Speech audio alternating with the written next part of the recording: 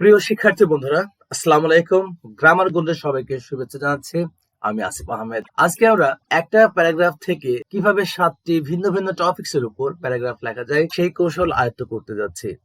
যারা অফ হ্যান্ডে ঠিক মতো প্যারাগ্রাফ লিখতে পারো না, অথবা যারা স্বল্প সময়ে পরীক্ষার প্রস্তুতি নেওয়ার জন্য চিন্তায় আছো, আজকের প্যারাগ্রাফটি তাদের খুব কাজে আসবে। তো চলো বন্ধুরা, আমরা একটু দেখে নিই আজকের প্যারাগ্রাফটি শিখে কোন কোন টপিকস এর উপর আমরা লিখতে পারবো। সেই টপিকস গুলো খুবই পরিচিত: a journey by train, a journey by bus, car, boat, launch, plane অথবা এয়ার। আমরা পরীক্ষায় প্রায়ই এই টপিকস গুলোর উপর প্যারাগ্রাফ আসতে দেখি। এই হচ্ছে আমাদের প্যারাগ্রাফ স্ট্রাকচার। এটি যদি আমরা মুখস্থ করে ফেলি তাহলে অনায়াসে আমরা এই 7টি টপিকস এর উপর প্যারাগ্রাফ লিখতে পারবো। তবে কিভাবে প্যারাগ্রাফ লিখতে হবে সেই বিষয়ে একটু ধারণা দিচ্ছি। এই স্ট্রাকচারটিতে কয়েকটি শূন্যস্থান তোমরা দেখতে পাচ্ছ। এই শূন্যস্থানগুলোতে নির্দিষ্ট টপিকস এর উপর যথাযথ শব্দ বা বাক্য লিখেই আমরা আমাদের কাঙ্ক্ষিত প্যারাগ্রাফটি তৈরি করে ফেলতে পারবো। সর্বপ্রথম যে শূন্যস্থানটি রয়েছে, এই শূন্যস্থানে আমরা প্যারাগ্রাফের টপিক অনুযায়ী কখনো লিখবো আ জার্নি বাই বোট, কখনো লিখবো আ জার্নি বাই বাস, কখনো লিখবো আ জার্নি বাই প্লেন। পরীক্ষায় যে টপিকস এর উপর প্যারাগ্রাফ আসবে সেই প্যারাগ্রাফের নাম আমরা প্রথমে লিখে দেবো। তারপর কয়েকটি ছোট ছোট শূন্যস্থান রয়েছে এই প্যারাগ্রাফে, যেমন এখানে একটা, এখানে একটা, তারপরে এখানে, তারপর আরেকটি রয়েছে দায়ের পরে এটা, এবং সবশেষে এটা। এই ছোট শূন্যস্থানগুলোতে আমরা যানবাহনের নাম লিখবো। কখনো লিখবো ট্রেন, কখনো বাস, কখনো বোট। এরপরে মোটামুটি একটা বড় শূন্যস্থান দেখা যাচ্ছে, এটা। এখানে আমরা কখনো লিখবো দ্য রেলওয়ে স্টেশন, কখনো লিখবো দ্য বাস টার্মিনাল, কখনো লিখবো দ্য ঘাট, কখনো লিখবো দ্য এয়ারপোর্ট। সবশেষে যে বড় শূন্যস্থানটি আমরা দেখতে পাচ্ছি, এই শূন্যস্থানে ভ্রমণ করার সময় আমরা কি কি দেখেছি, কি কি এনজয় করেছি সেই বিষয়ে কয়েকটি বাক্য আমরা লিখে দেবো। তাহলে আমাদের প্যারাগ্রাফটি তৈরি হয়ে যাবে। এখন প্যারাগ্রাফের নাম যদি হয় আ জার্নি বাই ট্রেন, তাহলে আমরা প্রথমে আ জার্নি বাই ট্রেন লিখে দেবো। তারপর এখানে যে ছোট ছোট শূন্যস্থানগুলো আছে, যেমন এখানে একটি, এখানে একটি, এখানে একটি, দায়ের পরে একটি, এখানে আরেকটি, মোট 5টি শূন্যস্থান আমরা দেখতে পাচ্ছি। এবং এই 5টি শূন্যস্থানের আগে কখনো রয়েছে বাই এবং কখনো রয়েছে দা। এই 5টি শূন্যস্থানের পরে আমরা যানবাহনের নাম লিখবো। আমরা আগে জেনেছি, আমরা লিখে দেব ট্রেন। আরেকটি শূন্যস্থান রয়েছে যেটা একটু বড়। আমরা আগে জেনেছি যে এই শূন্যস্থানটিতে প্যারাগ্রাফের নামের সাথে মিল রেখে একটা স্থানের নাম বসাতে হবে। আমরা এখানে লিখতে পারি দ্য রেলওয়ে স্টেশন, অর্থাৎ এখান থেকে ট্রেন ছাড়ে। এবং সবশেষে যে বড় শূন্যস্থানটি আমরা এখন দেখতে পাচ্ছি, আমরা বলেছিলাম যে ভ্রমণ করার সময় যে দৃশ্যগুলো আমরা দেখি, উপভোগ করি, সেগুলো সম্পর্কে কয়েকটি বাক্য এখানে লিখতে হবে। তো চলো দেখি কি কি বাক্য আমরা লিখতে পারি। বন্ধুরা, চলো একটু পড়ে শুনি এই প্যারাগ্রাফটি কেমন হলো। A journey by train is really very interesting. Train যাত্রা সত্যি খুব মজাদার। A few days ago, কয়েকদিন আগে, I got an opportunity, আমি একটা সুযোগ পেয়েছিলাম, to undertake a fantastic journey by train, একটা চমৎকার ট্রেন যাত্রা করা। My uncle lives in Dhaka with his family, আমার চাচা পরিবার নিয়ে ঢাকায় বসবাস করেন। He invited us to join our cousin Fatima's marriage ceremony, তিনি আমাদের নিমন্ত্রণ করেছিলেন আমাদের চাচাতো বোন ফাতেমার বিয়ের উৎসবে যোগ দেওয়ার জন্য। We were delighted, আমরা আনন্দিত হয়েছিলাম by the news of the wedding, এই বিয়ের সংবাদে। My father told us, আমার বাবা আমাদের বলেছিলেন to get ready, প্রস্তুত হওয়ার জন্য, for an exciting journey by train, একটা উত্তেজনায় ভরা ট্রেন যাত্রার জন্য। It was a nice sunny day, এটা ছিল একটা চমৎকার রৌদ্রোজ্জ্বল দিন। We got up early, আমরা সকাল সকাল ঘুম থেকে উঠলাম, and started taking preparation for the journey, এবং ভ্রমণের জন্য প্রস্তুতি নেওয়া শুরু করলাম। When we got ready at around 8 a.m., যখন আমরা সকাল 8টার দিকে প্রস্তুত হয়ে গেলাম, we started for the railway station, আমরা রেল স্টেশনের উদ্দেশ্যে রওনা দিলাম। I was really excited on board the train, ট্রেনের মধ্যে আমি সত্যি খুব উতলা ছিলাম।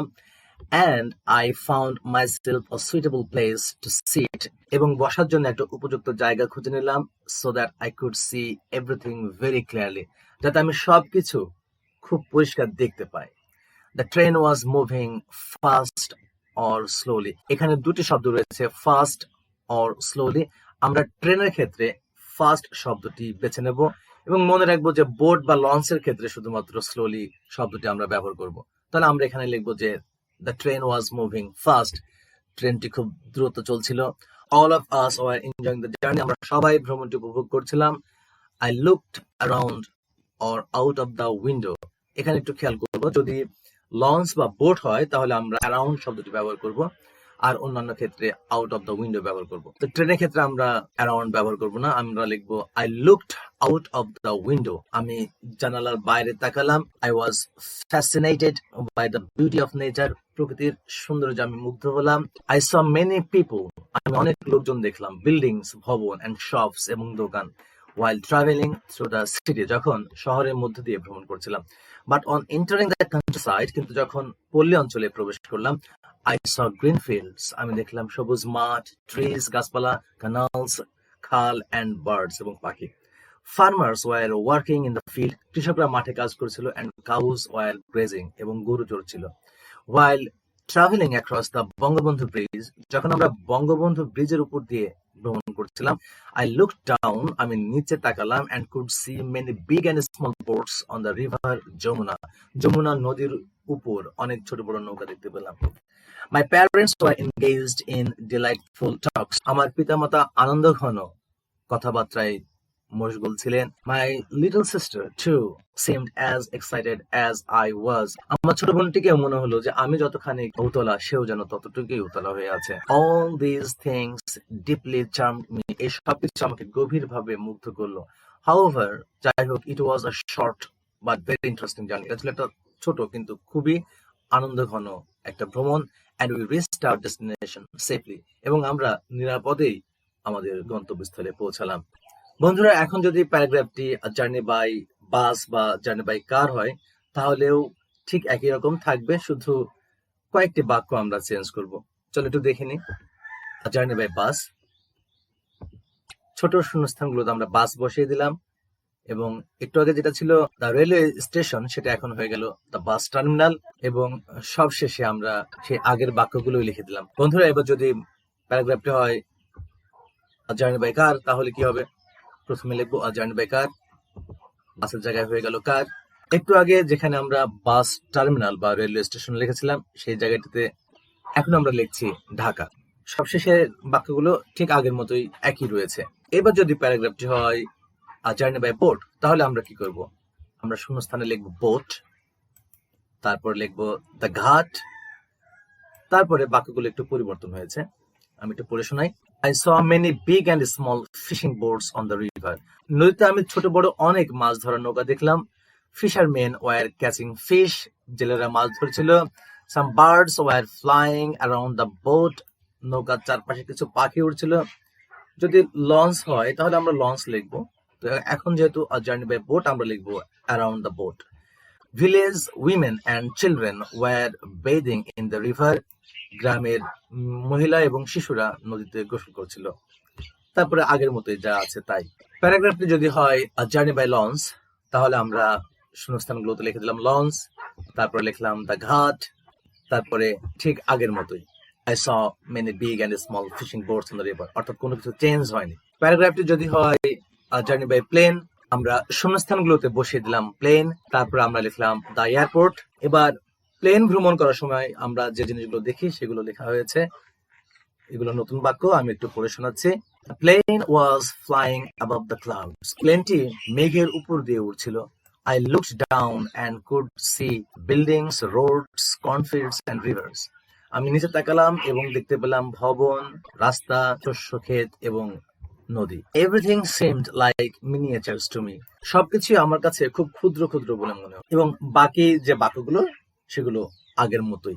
প্যারাগ্রাফটি যদি হয় জার্নি বাই এয়ার তাহলে একটু খেয়াল করতে হবে, আমরা শূন্যস্থানে বাইয়ের পরে বসিয়েছি air, by air, by air, by air, কিন্তু দায়ের পরে বসিয়েছি plane, the plane the plane, এটা কিন্তু একটু আমরা খেয়াল করব।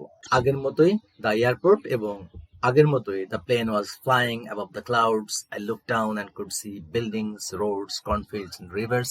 Everything seemed like miniatures to me. বন্ধুরা, শুরু থেকে শেষ পর্যন্ত ভিডিওটি দেখার জন্য তোমাদের অসংখ্য ধন্যবাদ। প্যারাগ্রাফটি যদি ভালো লাগে তাহলে অবশ্যই কমেন্ট করবে, শেয়ার করবে এবং গ্রামার গোল্ডকে সাবস্ক্রাইব করবে। এই চ্যানেলে তোমাদের জন্য আরো অসংখ্য প্যারাগ্রাফ আপলোড করা হবে। শুধু মুখস্থ বিদ্যা নয়, তোমরা যাতে অফ হ্যান্ডে পরীক্ষায় প্যারাগ্রাফ লিখতে পারো তার উপরেও কিছু ভিডিও আপলোড করা হবে। তোমাদের সবার সুস্বাস্থ্য এবং শুভকামনায় বিদায় নিচ্ছি। আল্লাহ হাফেজ।